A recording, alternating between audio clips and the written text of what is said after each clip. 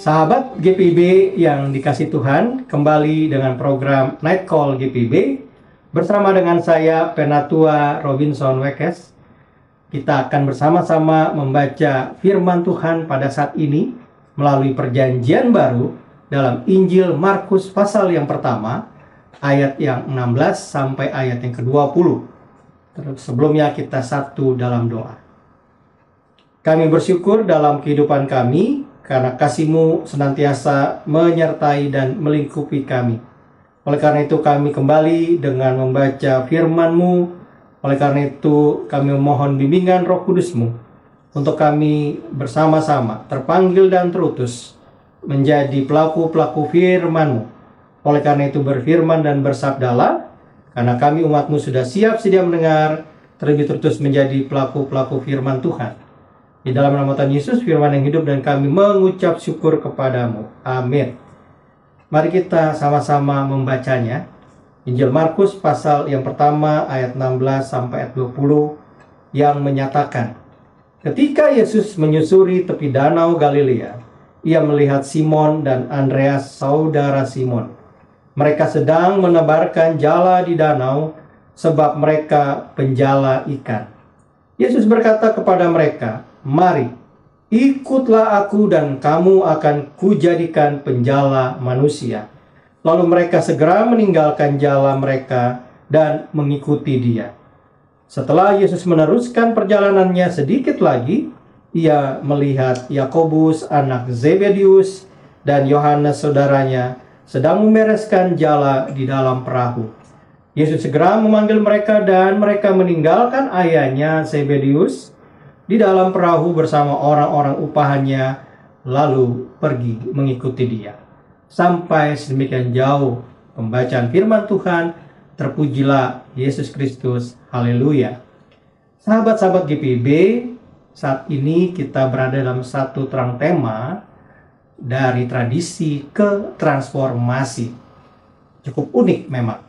Tapi kita berada, suka atau tidak suka, di saat dunia digital saat ini itu merambah dalam segala segi kehidupan, dan termasuk dalam proses bagaimana cara Tuhan memanggil murid-muridnya. Cara Tuhan dengan totalitas menyampaikan firman ini di berbagai tempat dan waktu. Oleh karena itu kita lihat bagaimana terang firman Tuhan ini secara totalitas. Panggilan dari tradisi ke transformasi ini. Kata totalitas tadi itu tidak setengah-setengah, berujung dalam satu keutuhan dan keseluruhan. Sahabat-sahabat GPIB, kita melihat bagaimana proses ini dilakukan. Yesus memanggil murid-murid yang pertama menurut judul dari Lembaga Alkitab Terjemahan Baru kedua. Cara pada ayat yang ke-16, ketika Yesus menyusuri tepi danau Galilea, ia melihat Simon dan Andreas. Ia melihat Simon dan Andreas, saudara Simon. Mereka sedang menebarkan jala di danau sebab mereka penjala ikan. Yesus mengetahui lebih sungguh keseharian mereka. Disinilah titik cara Tuhan datang menjumpai mereka. Tidak melihat di mana mereka, jabatan mereka, posisi mereka. Tapi di sana ada jalinan otoritas Tuhan menjadi panggilan dan putusan itu ada hubungan yang lebih dekat. Kenapa? Kita lihat ayat yang ke-17. Yesus berkata kepada mereka, mari, ikutlah aku dan kamu akan kujadikan penjala manusia. Kalau kita melihat langsung dengan pernyataan, Tuhan datang memanggil bukan hanya untuk mengikutinya, tetapi mengubah dalam proses di sana cara hidup yang Tuhan lakukan. Mari, ikutlah aku. Ada gerakan yang Tuhan lakukan di sini, dan dengan prinsip bagaimana tidak melihat siapa dia dalam jabatan, siapa dia dalam kekayaan ataupun apapun kondisinya, tapi dia memahami orang yang dipanggil ini akan mau melayaninya dan diberikan kemampuan untuk membawa orang lain mengenal kasih Kristus. Dan di sanalah diberikan satu penguatan pada ayat yang ke-18. Lalu mereka segera meninggalkan jala mereka dan mengikuti Dia. Inilah pendekatan yang Tuhan lakukan, yang diajarkan ya kepada murid-muridnya pada saat itu. Dia hadir, dia datang, yang dia lakukan di dalam situasi tradisi. Kata tradisi itu pada ayat yang ke-19, setelah Yesus meneruskan perjalanannya sedikit lagi, ia melihat Yakobus anak Zebedius dan Yohanes saudaranya sedang membereskan jala mereka.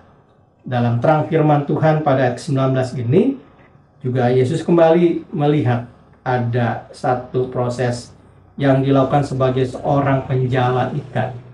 Ya, setelah selesai ya dari menebarkan jala, maka mereka membereskan jala mereka. Ini satu rangkaian yang sudah dilakukan dari turun temurun. Bagaimana seorang penjala ikan setelah selesai mereka lakukan membereskan jala itu. Nah, ayat yang ke-20 sahabat GPIB, Yesus segera memanggil mereka dan mereka meninggalkan ayahnya Zebedius. Di sini bukan dilihat bagaimana ada meninggalkan orang tua kemudian adalah satu jalinan panggilan yang dilakukan menjadi yang lebih besar. Nah, oleh karena itu pada bahagian ini maka ada aplikasi penerapan yang dilakukan dalam pembacaan firman Tuhan ini. Dalam tantangan masa kini, situasi tekanan kehidupan, dan yang kedua, bagaimana pola pikir dan sikap manusia.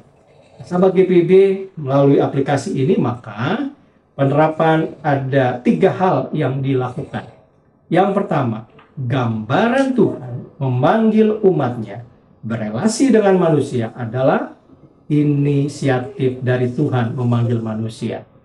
Lalu yang kedua, Yesus memanggil setiap orang bertransformasi, bukan sekedar mengubah mereka dalam hati dan hidup, ya, mereka dalam tatanan untuk melakukan itu dalam proses keterpanggilan mereka.